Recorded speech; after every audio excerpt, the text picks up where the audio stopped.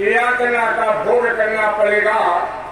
जब राजा परीक्षित ने सुना सज्जनों कम पायमान हो गया, जमीन पर पैरों में गिर गया गुरुदेव।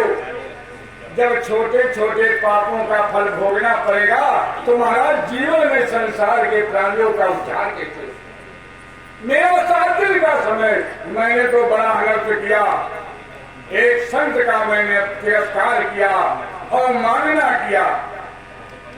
राजा सुखदेव जी हंसने लगे, कहा बेटा चिंता मत करो।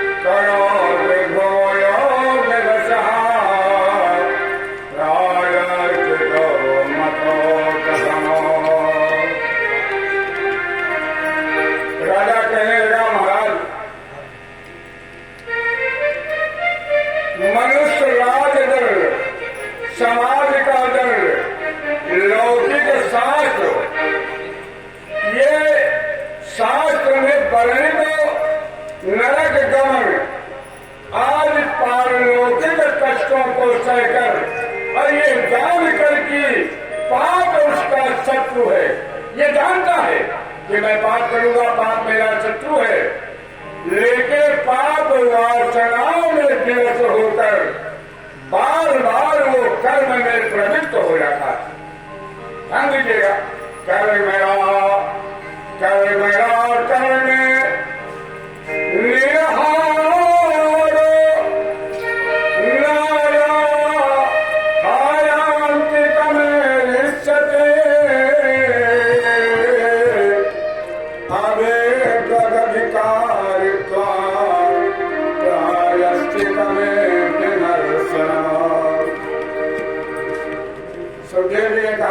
चिंता छोड़ दो। भैया ध्यान दीजिएगा, थोड़ा समय है, मैं केवल शब्दों के द्वारा शास्त्र वचनों का ही सुंदर समन्वय करके और कथा में ज्ञान रंजन कराने का प्रयास करूंगा। सुखदेव जी ने कहा राजन, वस्तुतः कर्म के द्वारा ही कर्म का निर्विघ्न नाश नहीं होता। कर्म के द्वारा कर्म निर्विघ्न नहीं होता, क्योंकि कर्म का अधिकारी देखिए था। मैं धीरे धीरे बोल रहा हूं, समझिएगा, ज्यादा विवेचना नहीं कर पाऊंगा, क्योंकि कर्म का अधिकारी अज्ञानी है। जो कर्म का अधिकारी है वो अज्ञानी है। अज्ञान रहते पाप वासनाएं सर्वथा नष्ट नहीं हो सकती, इसलिए जीवन में प्रायश्चित ये पाप का शमन करने की बड़ी भारी अवसर। भैया आप सुपथ करते जाए, नियम का पालन करें, रोग नहीं आएगा। शुगर है, आप मीठा खाएंगे, केला खाएंगे, चावल खाएंगे, आप क्या भी नहीं, रोग नहीं आएगा। इसलिए सच्चा प्रायश्चित, ध्यान दीजिएगा, सच्चा प्रायश्चित तपसा ब्रह्मचर्य रोचनेन च दमेन च त्यागेन सत्य शौचाभ्याम नियमेन च।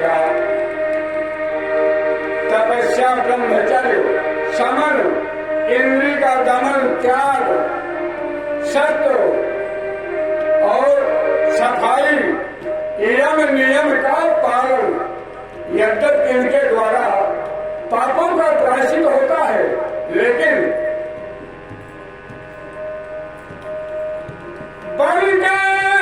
पढ़कर ज्ञान पा लेना, शास्त्र पढ़कर ज्ञान पा लेना, ये बड़ा आसान है। असत्य नियम में चलना ये आसान काम नहीं। सत्य नियम व्रत का ये पालन करना करना कोई आसान नहीं है, जानते हो। आज हमारे लोगों में, पुराने लोगों में जो चेतना थी, शक्ति थी, ऊर्जा थी, जानते हो क्या है? आचार विचार, संयम। आज आचार ही और अगर आप आचार से ही है, आपको वेद भी पवित्र नहीं कर सकता है ना। आचार, जैसा हमारा आचार होगा, आचार और आहार और ये सब मिलकर के बनाते हैं विचार। और विचार, अभी आपने कथा सुना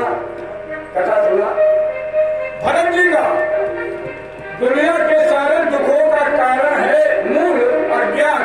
अज्ञान के द्वारा कर्म होता है और कर्म के द्वारा जो है, कर्म के प्रेरणा से जो है हमारे वासना बनती है। और आदमी की जैसी वासना होगी मरने के समय, वही उसका अगला जन्म हो। ज्यादा विस्तार नहीं, समझने का प्रयास कीजिए।